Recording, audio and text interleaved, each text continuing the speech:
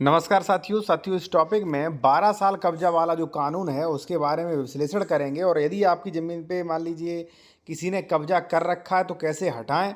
ठीक है, 12 साल वाला कैसे लागू नहीं होगा, और जिन लोगों का कब्जा है तो वो 12 साल कब्जे के आधार पर उसका फ़ायदा, उसका लाभ कैसे लें, इसके बारे में मैं आपको बताऊंगा साथियों।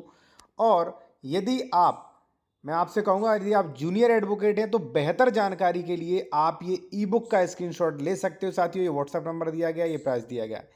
ये ई बुक से फ़ायदा ये है, जैसे मान लीजिए अवैध कब्जा हटवाने के लिए नियम प्लस ड्राफ्टिंग, इसका यही खास बात है जो कहीं नहीं मिलता है कि इसमें नियम भी लिखे हैं। जैसे मान लीजिए सीआरपीसी का कोई नियम हुआ, ठीक है ना, सीपीसी के नियम हुए, स्पेसिफिक रिलीफ एक्ट के नियम हुए, तो वो भी इसमें दिए गए हैं। ठीक है, सब जैसे मान लीजिए दाखिल खारिज रुकवाने के लिए, स्टे के लिए, अवैध कब्जाधारी की बेदखली, सब कुछ दिया, स्क्रीनशॉट ले सकते हैं।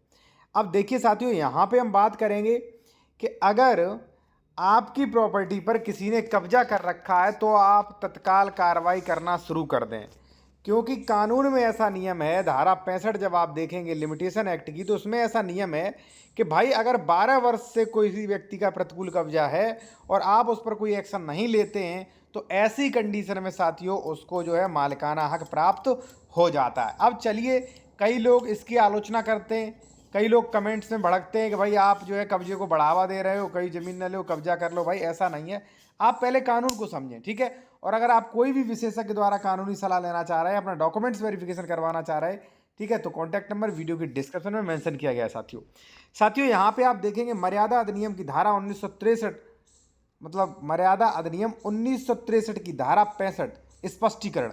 अब ये मैंने बहुत ही आसान भाषा में बनाया है।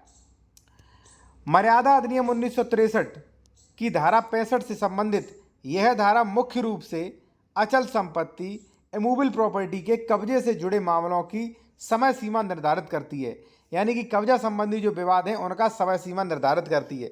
अगर किसी व्यक्ति को अपनी संपत्ति का कब्जा वापस पाना है, मान लीजिए मैं आपकी ज़मीन पर कब्जा किए हूँ, और अगर आपको कब्जा वापस पाना है तो उसके लिए एक निश्चित समय सीमा के भीतर ही अदालत में मुकदमा दायर करना पड़ेगा, जिसे हम कह सकते हैं मान लीजिए बेदखली का वाद। यहाँ पे आप देख सकते हैं साथियों, अवैध कब्जाधारी की बेदखली 16 नंबर पे आप देख सकते हैं, इस बुक में दिया गया है। ठीक है, स्क्रीनशॉट ले लीजिए आप इस बुक का।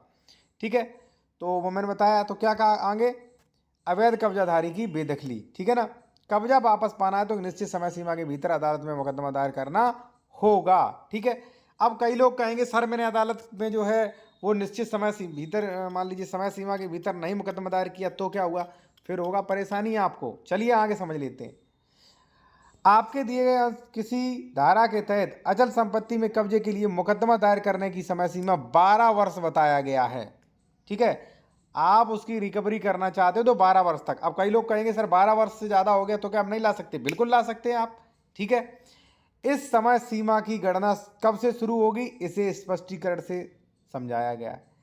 आइए इसे विस्तार से समझते हैं। स्पष्टीकरण का शेष भोगी, उत्तर भोगी या वसीयतदार के लिए, ठीक है ना, क्या है यह हिस्सा उन मामलों के बारे में बताता है जहां संपत्ति पर दावा करने वाला व्यक्ति तुरंत उसका मालिक नहीं था, बल्कि उसे संपत्ति का अधिकार किसी और के गुजर जाने के बाद, किसी घटना के बाद मिला था।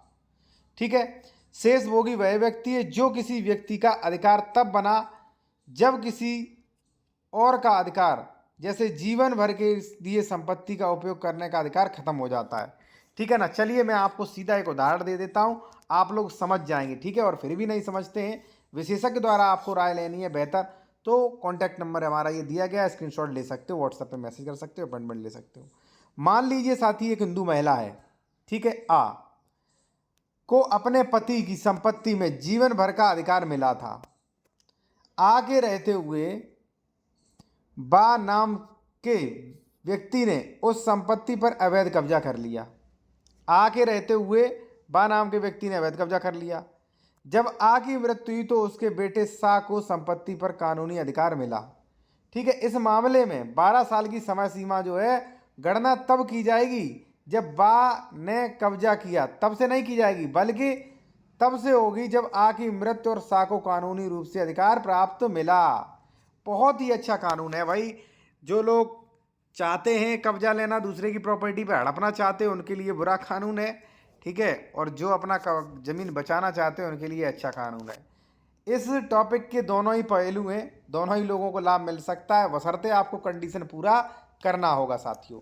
अगर फिर भी आपको कोई डाउट्स रह गया हो तो आप स्क्रीनशॉट ले सकते हैं, व्हाट्सएप पे मैसेज कर सकते हैं और कंसल्टेशन के लिए अपॉइंटमेंट बुक करा सकते हैं। और खुद ये सारी जानकारी सीखनी है तो आप इस ई बुक को ले सकते हैं। इस ई बुक में कई बुक, मान लीजिए 10-15 कानून बुकों का मिश्रण है, जिससे आपको आसानी से समझ में आ जाएगा। जैसे मकान बंटवारा है, भरण पोषण है, झूठी FIR है, RTI है, अवैध कब्जा की बेदखली है, सरकारी ज़मीन से अवैध कब्जा हटवाने के लिए बंटवारा स्टे है।